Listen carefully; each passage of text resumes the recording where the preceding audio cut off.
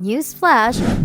The sister company of FTX and the CEO of Alameda Caroline Ellison was seen in Soho, Manhattan on West Broadway at the Ground Support Coffee at 8:15 in the morning today.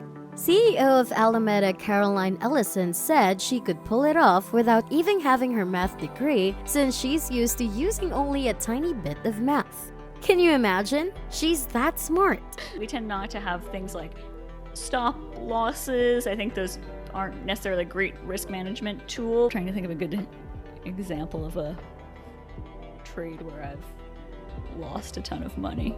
A lot of people are saying that this woman definitely belongs to jail for the horror that she and the SBF committed against FTX users. Yet, she's seen ordering her coffee peacefully in New York. This only means that she's not in Hong Kong or in Dubai like other people speculated.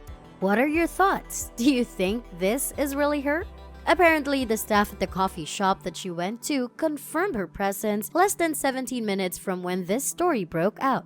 Autism Capital quote, "Are you behind the counter in the photograph?" Daniel Mentado, on the other hand, replied, "Confirmed, but I am not. That is one of my staff members." Additionally, an Alameda personnel was also seen coming in with her. Clearly, she is living the life at Soho, Manhattan. Definitely not in hiding and not in custody. Here's a more fascinating reveal. The Ground Support Coffee is just 6 minutes away from an FBI field. If you guys appreciate us sharing this video and information with you, give this a thumbs up. Let's get this shocking news going. What do you think Caroline is doing buying her coffee in Manhattan, which is generally close to the FBI, the Office of the General Consensus, and is seen walking like nothing's happened? Rumor has it that Caroline is cooperating and cutting on a deal with the South District of New York prosecutors to roll on Sam. And this just makes so much sense because Sam, CEO of FTX, was seen being active doing interviews a lot this week and going on a press tour, which may be interpreted as his goal to put out a series of messages. People lost a lot of money, and I mean, at the end of the day, look, there's a question of what happened and why and who did what. I wasn't even trying. I wasn't spending any time or effort. However, one idea that SBF always claims is that he only has a little bit of knowledge when it comes to what was actually going on in Alameda. He even suggested that Alameda was at its arm's length. The speculation that's been going on around that he was in charge is not really true. However, that's not what the evidence shows. If you guys are enjoying this video and you haven't watched my video yet with regards to bankruptcy of FTX, you may look it up at my YouTube channel and click the like button down below. To get you back on track, this is the specific message that SBF was putting out. According to a New York magazine, SBF claimed in a Thursday article that it's not a company I run, it's not a company I have run for the last couple of years, and Alameda's finances I was not deeply aware of. I was only surface level aware of Alameda's finances. However, according to research by Forbes, shows otherwise.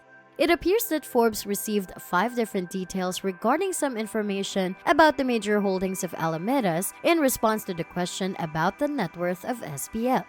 This was dated from January 2021 to August 2022.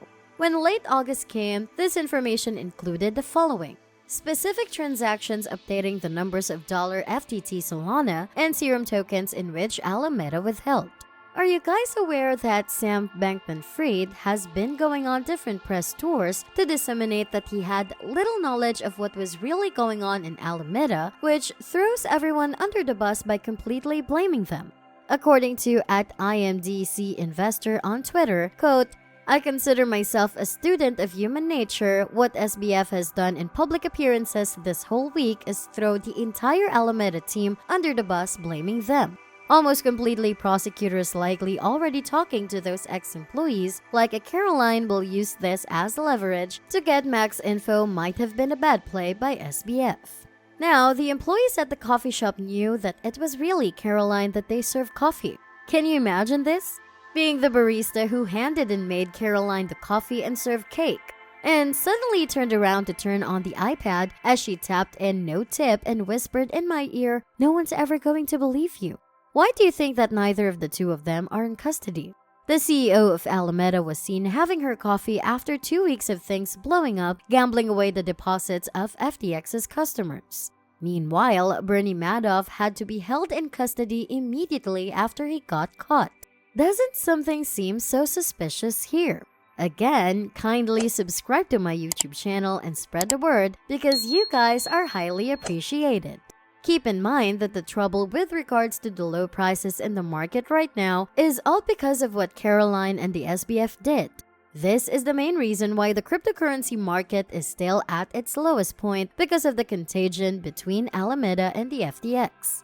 I'd like to draw your attention to the fact that we are still waiting on the reveal of Genesis Trading with a $175 million worth of funds that's been locked in FTX.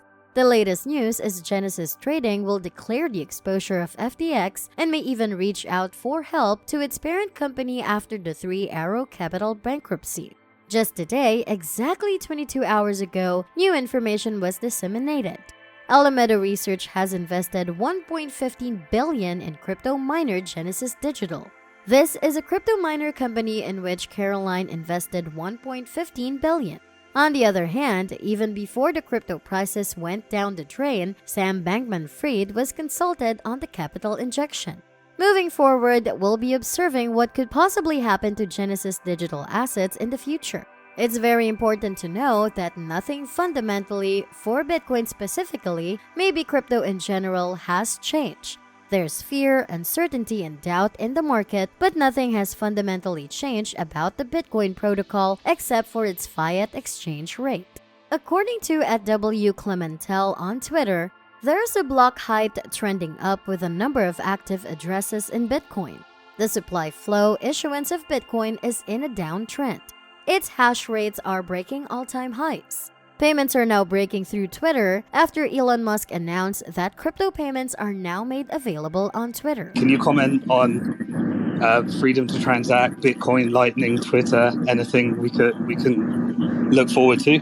If you have control of the monetary system and control of transactions, you can literally stop someone on transactions. It seems like PayPal has strayed pretty far from the path of that. Like I've been banned from PayPal.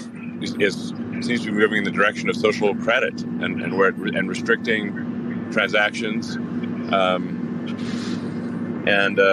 so that's concerning. So I do think there is a role for crypto in the future, without speaking to any particular crypto coin, as a means of ensuring that the monetary system does not get completely corrupted. It provides competition to the fiat system, so that if the fiat system becomes overly restrictive, then crypto will grow. Like basically, the better that the fiat system works, the less prominent crypto will be, and the worse the fiat system becomes, the more crypto will grow. We do want to have Twitter enable both regular payments and fiat currency. Make it easier to transact with crypto. Compared to centralized exchanges, Uniswap is the decentralized exchange with the highest volume of Ethereum trades. Over the previous day, incorporating Binance and Coinbase. Avalanche cryptocurrency will power Alibaba Cloud's infrastructure services in Asia thanks to their significant partnership. Through their collaboration with Alibaba Cloud, Avalanche will create the tools necessary for customers to deploy Avalanche validator nodes on their public blockchain platform in Asia. Things are getting out of hand with what's happening in cryptocurrency. It sure is something that's not easy to read. It's mind-blowing how trends happen. Make sure to subscribe to my YouTube channel so you can be updated when new information and videos come out. Thank you for watching!